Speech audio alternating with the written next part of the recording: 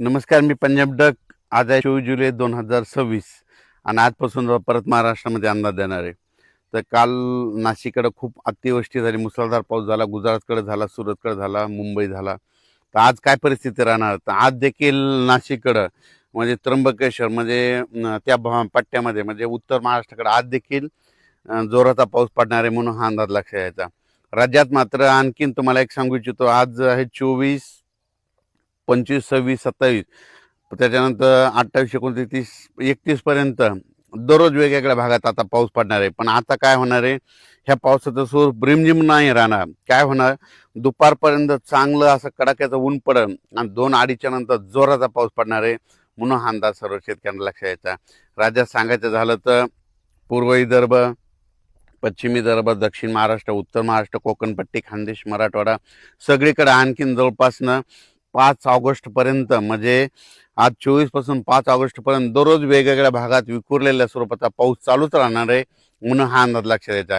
शेतकऱ्यांनी जशी वेळ भेटेल तशी शेतीचे कामे करून घेणे म्हणजे हे एक सगळ्यात महत्त्वाचं आहे.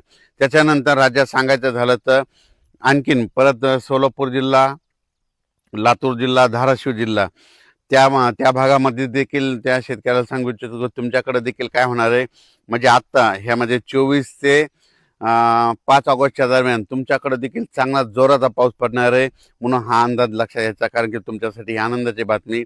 त्याच्यानंतर विदर्भामध्ये देखील काय होणार आहे, आज 24 पासून ते 5 ऑगस्टपर्यंत दररोज वेगवेगळ्या भागात विखुरलेल्या स्वरूपाचा पाऊस पडणार आहे. दुपारपर्यंत चांगलं कडाक्याचं ऊन पडणार, पण दुपारी 2:30-3च्या नंतर जोराचा पाऊस येणार म्हणून हा अंदाज सर्व शेतकऱ्यांना लक्षात यायचा. त्याच्यानंतर मराठवाड्यामध्ये परभणी जिल्हा, लातूर जिल्हा, बीड जिल्हा, धाराशिव जिल्हा, जालना जिल्हा, संभाजीनगर, हिंगोली जिल्हा ह्या परभणी मराठवाड्यातल्या शेतकऱ्याला सांगू इच्छितो की मराठवाड्यात देखील काय होणार आहे, असं चांगलं दुपारपर्यंत कडक ऊन राहील, पण 2:30-3च्या नंतर ते रात्रीपर्यंत मग जोराचा पाऊस पडणार आहे म्हणून हा अंदाज लक्षात यायचा. हा पाऊस दररोज एकदाच सगळीकडे येणार नाही, दररोज वेगवेगळ्या भागात आणखीन जवळपास 5 ऑगस्टपर्यंत असंच विखुरलेल्या स्वरूपात राहणार आहे. पण जे आता एवढा मोठा म्हणजे मुसळधार इतका जोराचा पाऊस नसणार आहे, फक्त हे अर्ध्या घंट्याचा 22 मिनिटाचा हे पाऊस पडणार आहे म्हणून हा अंदाज शेतकऱ्यांना लक्षात यायचा. तर आता जास्त पाऊस कुठं पडणार आहे, तर तुम्हाला एक सांगू इच्छितो, जास्त पाऊस सांगायचं झालं तर म्हणजे कोकणपट्टीपासून ते पालघर म्हणजे रत्नागिरी पासून ते पालघरपर्यंत तिकडं मात्र पावसाचा जोर असाच कायम राहणार आहे 31 ऑगस्टपर्यंत, आपलं 31 जुलैपर्यंत म्हणून हे अंदाज लक्षात यायचा. म्हणजे रत्नागिरी, पुणे ते कोकणपट्टी घाटमाता ते पाऊस चालू राहणार आहे. त्याच्यानंतर वरती इकडं नाशिक, त्र्यंबकेश्वर, त्याच्यानंतर नंदुरबार जिल्हा विशेष म्हणजे तिकडे आतापर्यंत पाऊस कमी पडलेला आहे, पण त्याच्यामध्ये आता ह्या 5 दिवसामध्ये नंदुरबार जिल्हा, धुळे जिल्हा, जळगाव जिल्हा, जळगाव जामोद घाटाच्या खाली बुलढाणा इकडं अचलपूर, त्याच्यानंतर अमरावती, मोर्शी ह्या पट्ट्यामध्ये काय होणार आहे, परत एकदा ह्या म्हणजे 4-5 म्हणजे 24 पासून ते 5 ऑगस्टच्या दरम्यान काही काही ठिकाणी मुसळधार पाऊस पडणार आहे म्हणून हा अंदाज लक्षात घ्यायचा. त्याच्यानंतर इकडं तेलंगणात देखील चांगला आहे, आणखीन 5 ऑगस्टपर्यंत चांगला पाऊस राहणार आहे. तेलंगणातल्या शेतकऱ्यांना अंदाज लक्षात यायचा. कर्नाटकमध्ये देखील तशीच परिस्थिती राहणार आहे म्हणून हे लक्षात यायचं.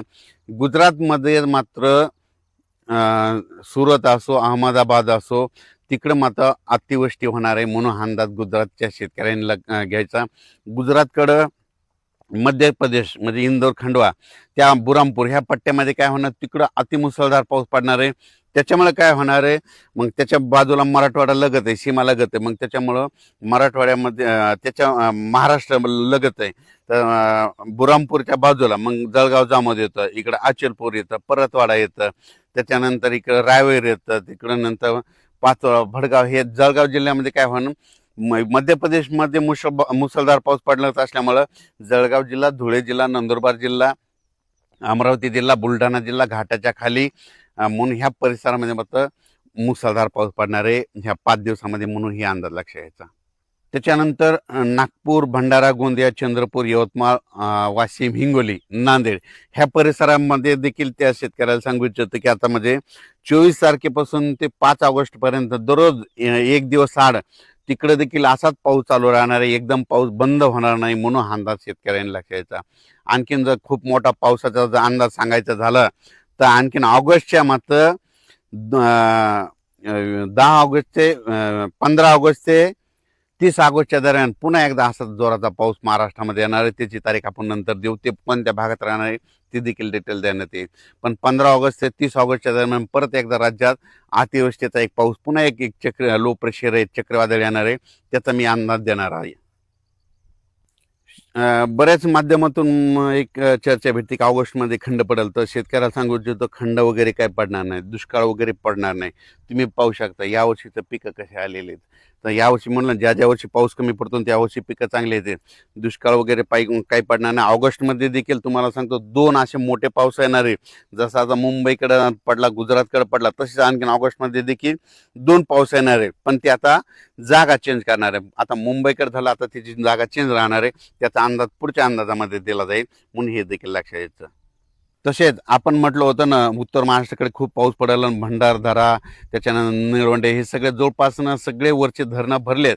आता त्याचं पाणी आता तुम्हाला सांगतो गोदावरी नदीकडे येले. तर गोदावरीच्या गोदावरी नदीकाठचे जे आपले पाळीव प्राणी, पशुधन आहे, ज्यांच्या मोटरी असतात, तर तुम्ही आजच्या आज काढून घ्या. कारण की ना, जवळपास नांदूर मधनेश्वर मधून 29,000 पाणी येले.